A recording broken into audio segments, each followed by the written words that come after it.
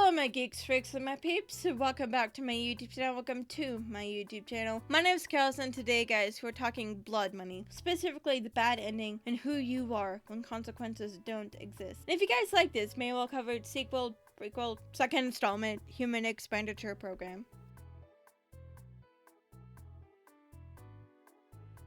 How far would you go for money? The money you need is for an operation that will save your life, but it would put you in crippling debt.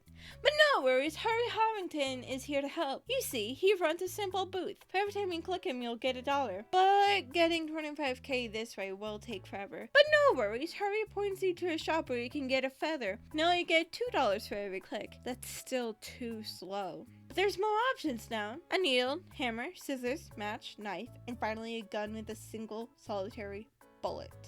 But do you use them? You'll get the money either way, and once you start, you won't stop. But these tools will be faster. Harvey would be a casualty, but he won't stop you. He can't stop you. You'd say you're sorry, but that'd be a lie and you both know it. You start with the needle. Harvey asks if it's necessary before backtracking. I guess you're the player, so you call the shots. He asks what's happening, meaning the pain you're inflicting on him has never happened before. But the needle still isn't fast enough for you. Despite his protests, it's time to use a hammer now. Aren't you satisfied? Scissors next. Harvey didn't need that eye. At this point, you're just satisfying your curiosity. Match next. Harvey is tired. He just wanted to be a good Samaritan.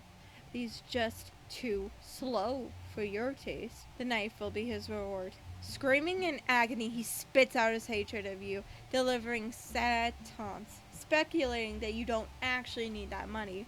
But that can't be true, right? You do need the money. That's why you're doing this. You can't be a bad person after all.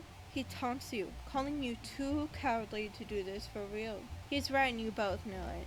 Please, I have a family, but it falls on deaf ears. In a desperate, last-ditch effort of getting out of this hell alive, Harvey grabs the screen, but he shouldn't have done that. Now he's resigned, realizing that he's just a toy. You now have the gun. When Harvey sees this, he hastily gives you all the money he has, first begging for his life. But after seeing that doesn't work, he has one final request. Make it quick. You honor this request when you've ignored all the others, and you drive off, knowing that you never really needed that money. Harvey was right. You just wanted to see how far you could push him.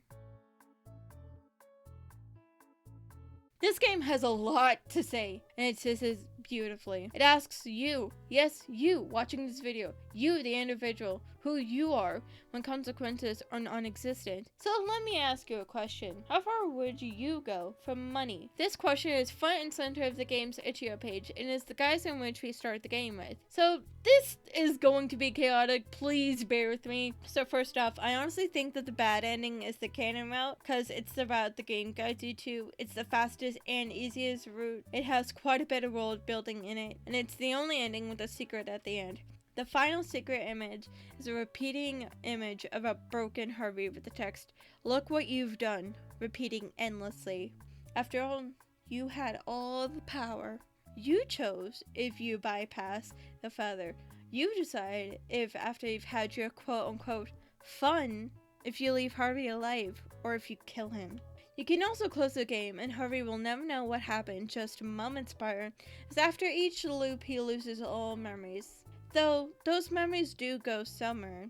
Though exactly where those memories go will be explained in Human Expenditure Program. I also think that Harvey didn't know that the shop's more extremes options would be there. The plain clicking honestly didn't seem to do anything to him, as he doesn't comment on it feeling good or bad. He introduces the shop, clearly knowing that there will be items in there. The further is when he starts feeling something, in this case something pleasant, and judging how eager he is to show off the shop and encourage you to buy the items in said shop. I don't think he knew he would be tortured, because he doesn't seem like the kind of guy that would, invite that kind of thing. Slightly funny things happen to him. Nothing to worry about, because when you buy the needle, he seems almost confused about what you could do with the needle. And when you hit him with the hammer, he asks what's happening to him, almost as if he was told he wouldn't feel pain. The tools are also blurred, almost as if the developer was trying to hide them from someone. Maybe that someone was Harvey. This game also shares a lot of similarities to a real-life social experiment titled Rhythm Zero.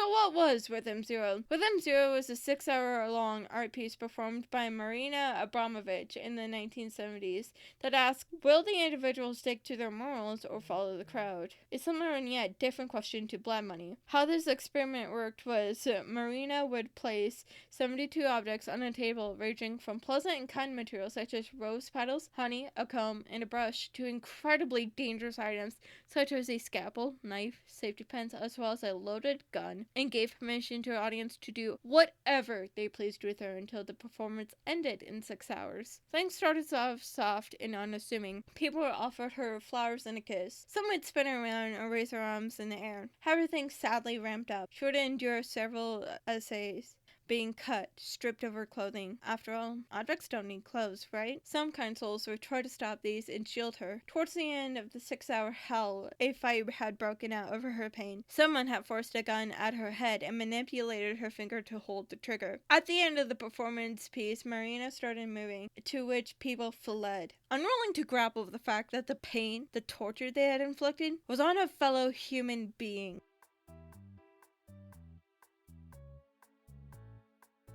So why did I bring up Rhythm Zero? Well, both have similar and yet different themes of who the individual is when the consequences don't exist. When the person in front of you can't do anything and you can do whatever you want to them, who are you, truly?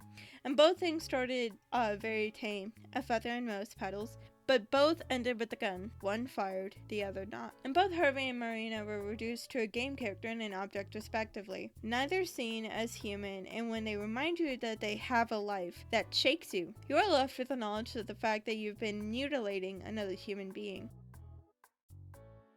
This game is so good. This and Human Expenditure Program are designed to make you feel disgusted playing it, making you feel like the monster for engaging with it. None of what you did was necessary. This game also tackles exploitation of the helpless with Harvey. Gives you what you want under the guise that he isn't going to be hurt. Promise us kids that if you are kind, nothing bad will happen to you. But you just want to know what you can do to Harvey. You are the exploitator. He asks if the pain is necessary before backtracking, saying you are the player after all, person who is being abused trying to placate their abuser. Even trying to playing off as, well, keep going if you think you can handle it. Someone who pretends that what's happening to them is okay so they don't get hurt. His encouraging words are now laced with confusion. As you keep going, Harvey tries to set boundaries, but you don't care. Someone trying to stand up for themselves but is unheard. Harvey begs for you to stop, begs for you to leave him be. He has a wife, Unmi, and a son, Toby, who need him. My life is worth more than this game. Please have mercy. He has life. This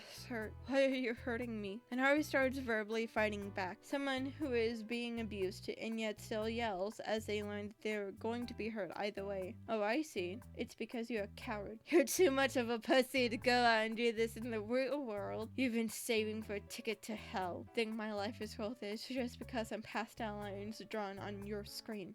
Well, I am not. Harvey tries to physically intimidate you into leaving him alive, but you punish him for it, a scared dog lashing out only to be met with violence. Finally, Harvey gives up and just starts breaking down crying. The abuser has run.